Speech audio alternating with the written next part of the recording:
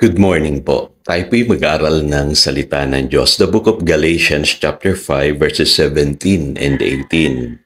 Sapagkat ang mga nasa ng laman ay laban sa kalooban ng Espiritu, at ang kalooban ng Espiritu ay laban sa mga nasa ng laman.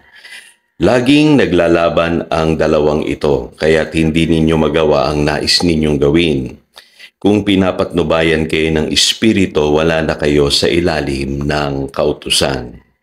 The flesh and the spirit. Mahalaga maunawaan natin yung conflict between the flesh and the spirit. Kaya dito po, nililinaw ito ni Apostle Paul sa mga believers. At kadalasan po, marami ang nag-i-struggle talaga sa atin pagdating po sa area na ito. At para bagang nakaka-relate tayo sa sinasabi ni St. Paul doon sa Romans chapter 7 verses 15 to 18. Sinasabi niya rito na hindi niya maintindihan yung kanyang sarili. Sabi niya, "For what I want to do, I do not do, but what I hate, I do." So, tuloy ang iniisip natin, tignan mo nga yan si Apostle Paul. Christian na siya, nag-i-struggle pa rin siya sa laman o sa hilig ng laman, sa kasalanan, at hindi niya pa rin magawa yung nais ng Diyos. Alam niyo po, pagka mali po ang interpretation niyo nitong text na ito sa Romans chapter 7 verses 15 hanggang 23, iisipin niyo yan ang inyong Christian experience. Hindi po ganoon. Ang tinutukoy dito na experience ni St. Paul ay yung karanasan niya nung hindi pa siya naboborn again. Lagi niyong tatandaan, si Apostle Paul po ay Hudyo. Siya po'y relihiyosong tao. Alam niya yung kautusan, pero hindi niya ito magawa. No? Tignan niyo yan, very religious. Alam yung kautusan, sabi sa Romans 7 verse 14. Alam niya yung tama, in other words, pero hindi niya magawa. Kasi hindi siya nabuborn again pa noon. Yun ang karanasan niya. Hindi niya pa naranasan yung kapanganakang muli. Hindi pa brand new yung spirit na taglay-taglay niya. Kaya maraming katulad po ni Apostle Paul ngayon. Relihiyoso, madasalin, alam yung tama. Pero hindi nila magawa. Yan yung struggle ng maraming tao ngayon. Kaya kung mapapansin po ninyo sa Romans 7 verses 24 to 25, sabi rito ni St. Paul, niligtas siya ng Panginoong Jesus dun sa kalagayan na yun. Kaya si Apostle Paul, struggling siya talaga sa laman, sa kasalanan, nung hindi pa siya nabuborn again. Pero nung naborn again na siya, sabi niya, Jesus rescued me from this condition.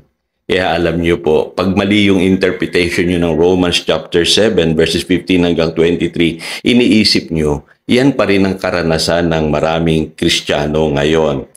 Hindi po ganoon. Kasi malino po, sabi ni Apostle Paul din po sa Romans chapter 6 verse 14, "For sin shall not be your master."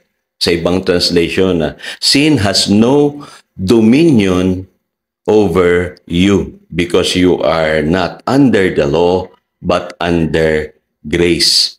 So, paano niya sasabihin na nag-i-struggle siya palagi sa kasalanan kung doon sa Romans chapter 6 sinabi niya na hindi ka na nga pwedeng pagharian ng kasalanan Di po ba? At doon sa Romans chapter 8 verses 1 and 2, kinonfirm niya rin yan. Sabi niya, "Through Jesus, the law of spirit of life has set me free from the law of sin and death." Inalis na siya ng Panginoong Jesus doon sa power ng kasalanan. Kaya dapat malinaw po sa inyo yan, mga kapatid.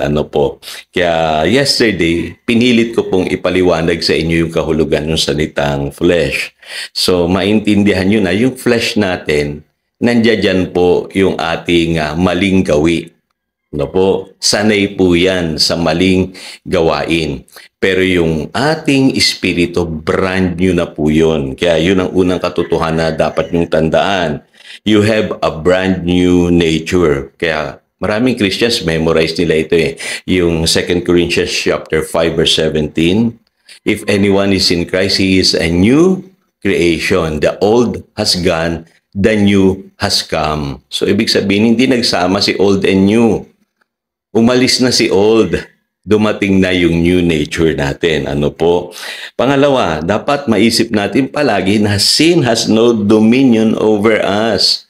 Yun yung katotohanan na dapat ipalaman natin sa ating isipan. Ano po? Kasi pagka naintindihan natin ito, magtatagumpay tayo laban sa kasalanan. Kaya dyan, kailangan i-renew natin yung ating isipan, mga kapatid. Ano po? Pangatlo, lagi nating iisipin na we are under grace. Bilang isang believer, andyan ang grace ng Lord. Ano ba ang definition ng grace? Divine enablement. Ibig sabihin, gusto tayong tulungan ng Diyos sa lahat ng pagkakataon kung tayo'y lalapit sa Kanya. Yun ang sinasabi ng Hebrews chapter 4, verse 16. At familiar kayo dun sa 1 Corinthians chapter 10, verse 13. Ano po? Ang sabi diyan, God will provide a way out for you to escape temptation. So, ibig sabihin, may grace lagi ang Lord sa mga believers para sila ay makalabas dun sa temptation at mapagtagumpayan nila ito.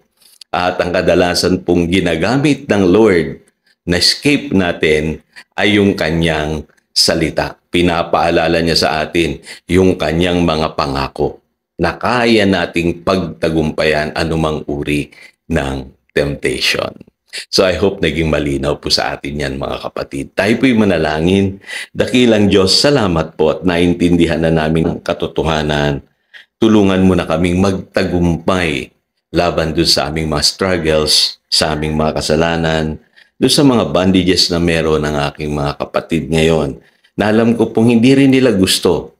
Pero hanggang ngayon, dahil hindi nila alam ang katotohanan ito, nagagapi sila ng kasalanan. Salamat, Panginoon, sa aral na ito na tinanggap namin today with this revelation. Alam namin kami magtatagumpay. Salamat po, yan ang aming panalangin in Jesus' name. Amen. Again, ito si Pastor Jojo, nagpapaalala upang daluyan tayo ng pagpapala, manatili tayo sa kanyang salita. Good morning.